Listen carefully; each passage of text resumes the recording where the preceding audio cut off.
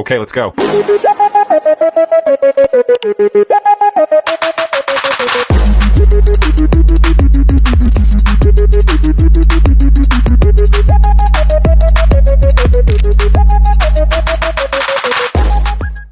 সুপ্রিয় ভিউয়ার, আসসালামু আলাইকুম। আমি এখন যাব আমার প্রাইমারি থেকে একদম মাধ্যমিক এসএসসি পর্যন্ত যে জায়গায় পড়াশোনা করেছি, কইতে আপনি একদম মাধ্যমিক পর্যন্ত আমার সেই বিদ্যালয়ে। তো চলুন আমরা দেখে আসি আমার প্রাইমারি থেকে এসএসসি পর্যন্ত আমার বিদ্যালয়টি। এই রাস্তাটা শুধু মাটির একটা পথই নয়, এটা আমার জীবনের সবচেয়ে সুন্দর সময় সাক্ষী। প্রাইমারি থেকে এসএসসি পর্যন্ত প্রায় 10টা বছর আমি একই প্রতিষ্ঠানে কাটিয়েছি। আমার প্রতিষ্ঠানের নাম হচ্ছে রতারগাঁও উচ্চ বিদ্যালয় ও কলেজ ও রতারগাঁও সরকারি প্রাথমিক বিদ্যালয়। প্রতিদিন সকাল থেকে দুপুর এই পথেই হেঁটেছি আমি, কখনো বইয়ের ব্যাগ কাঁধে স্বপ্ন নিয়ে, কখনো বন্ধুদের সাথে হাসতে হাসতে, আবার কখনো পরীক্ষার ভয় নিয়ে নীরবে হেঁটেছি। এই গাছগুলো, এই বাতাস সবই যেন আমাকে চেনে। আজ অনেক দিন পর আবার ফিরলাম, সবকিছু যেন একই আছে, শুধু বদলে গেছি আমি। এই রাস্তায় পড়ে আছে আমার শৈশব, আমার হাসি, আমার কান্না আর হাজারো স্মৃতি। সময় চলে যায়, কিন্তু কিছু পথ কখনো ভোলা যায় না। এই রাস্তাটা আমার জীবনের একটা অংশ, যেটা আমি কখনো ভুলতে পারবো না।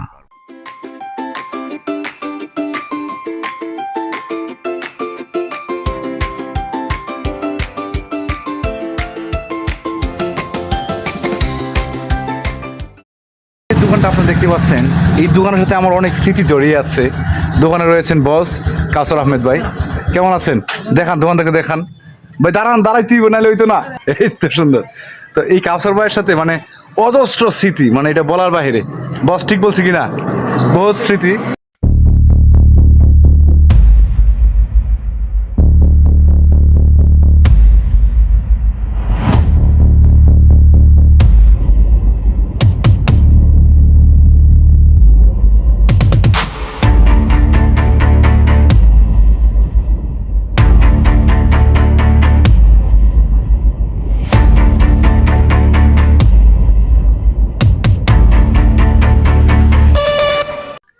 সুপ্রিয় ভিউয়ার, আসসালামু আলাইকুম।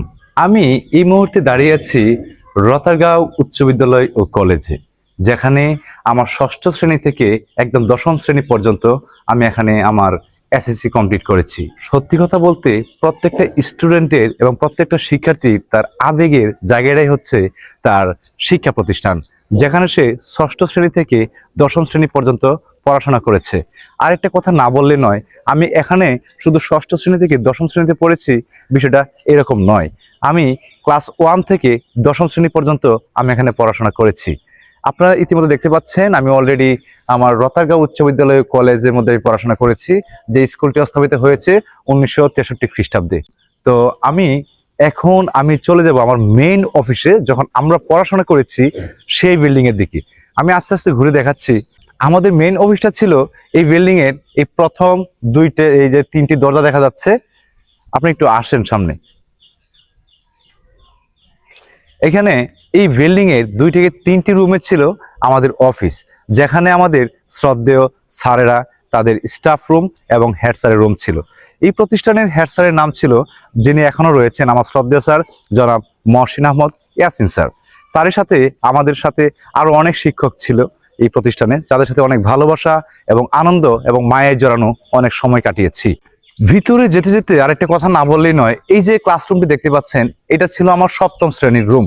এখানে আমি ক্লাস 7 এই রুমে পড়েছি, তারপরে ক্লাস 6-এ পড়েছি হয়তো ওই পাশে। একটু দেখান তো মোয়েন ভাই, ওই যে শহীদ মিনার, সম্ভবত রোদের জন্য ব্ল্যাক দেখাবে। ওই যে ক্লাস 6-এ ওই পাশে পড়েছি শহীদ মিনারের ওইখানে। আরো দুইটা বিল্ডিং আছে। আর এইদিকে আরেকটা হচ্ছে আপনার এই উত্তরে যেটা ছিল আপনার, এটাতে আমি পড়াশোনা করি নাই, কারণ আমরা যখন পড়াশোনা করেছি তখন আপনার এখানে মানে প্রাথমিক পর্যায়ে যারা শিশু 1 থেকে 1-এ উঠেছে তাদের জন্য ছিল। এই রুমটাতে অনেক ধরনের নকশা ছিল, অনেক ধরনের পশু পাখি এবং বিভিন্ন ধরনের আকর্ষণীয় জিনিস ছিল। তো আমি এটাতে পড়ি নাই, আমরা চলে আসার পর হয়েছে। তো এই পুরো স্কুলটার মধ্যে আমি কিভাবে বলবো, মানে যে একটা আবেগ আর একটা স্মৃতি জড়ানো আছে, এটা ভুলে যাওয়ার মতো নয়। কারণ আমি আগেও বলেছি, এখনো বলতে চাচ্ছি যে একটা স্টুডেন্টের তার মূল আবেগের জায়গা হচ্ছে তার শিক্ষা প্রতিষ্ঠান, যেখানে সে মানে তার মাধ্যমিক পর্যন্ত সে কমপ্লিট করেছে। তো এই হচ্ছে আমার উচ্চ বিদ্যালয়। আমি একটু চলে যাব ওই দিকে যেখানে আমি প্রাইমারিতে পড়াশোনা করেছি। সুপ্রিয় ভিউয়ার, আমি ইতিমধ্যে আমার এসএসসি কমপ্লিট করা পর্যন্ত আমার যে শিক্ষা প্রতিষ্ঠানটি ছিল ওইটা আমি দেখিয়েছি। এখন হাঁটতে হাঁটতে হাঁটি পায়ে আমি চলে এসেছি আমার প্রাথমিক পর্যায়ে আমার বিদ্যালয়ে।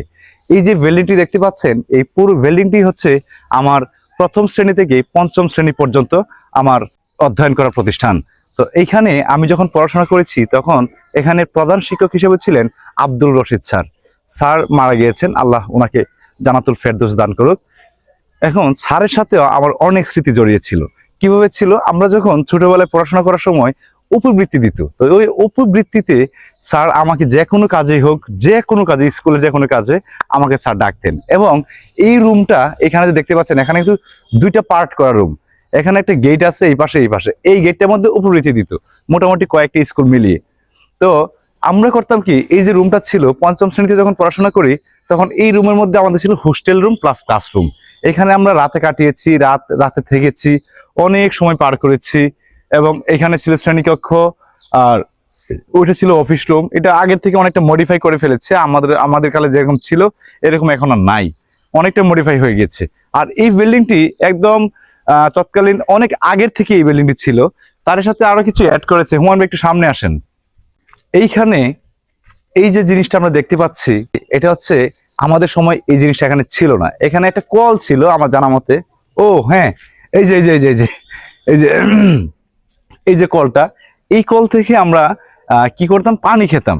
যখন আমাদের পানি পিপাসা পেত, প্রাইমারিতে যখন পড়াশোনা করি তখন এখান থেকে আমরা পানি খেতাম। আর এই যে জায়গাটা, এটা যেটা এখন একটা বাংলাদেশের মানচিত্র এটা তৈরি হয়েছে, এটা তখন আমাদের কালে ছিল না। তবে এখন এই জিনিসটা আমার কাছে কেন জানি অনেক ভালো লেগেছে, এটা একটা ফোকাসের মধ্যে পড়ে আমার কাছে অত্যন্ত ভালো লাগছে এই জায়গাটা। এখানে দেখেন একবারে পুরোপুরি বাংলাদেশের মানচিত্রটাকে তুলে ধরা হয়েছে। প্রত্যেকটা শিক্ষার্থী যেন খুব সহজভাবে তাদের দেশটা নিয়ে এবং তাদের বাংলাদেশটাকে নিয়ে যেন ভালোভাবে বুঝতে পারে, তাদের চিত্র সম্পর্কে ভালো ধারণা পেতে পারে, এই জিনিসটাকে এখানে ধারণ করা হয়েছে তার জন্য। তো এই যে এখানে লেখা আছে গতারগাঁও সরকারি প্রাথমিক বিদ্যালয়, বিশ্বম্বরপুর, সুনামগঞ্জ, স্থাপিত 1952 খ্রিস্টাব্দ। এই যে পুরো মাঠটা, এই মাঠটার মধ্যে আমার পুরো স্মৃতি জড়িয়ে আছে। আমি কি বলবো, মানে পুরোটাই আমার আবেগ, শুধু আবেগ আর আবেগ। তো আজকে আমাদের এই প্রতিষ্ঠান নিয়ে যে ভিডিওটি ছিল, আজকের ভিডিও আমরা এই পর্যন্ত শেষ করলাম। সকলেই ভালো থাকবেন, সুস্থ থাকবেন। আসসালামু আলাইকুম।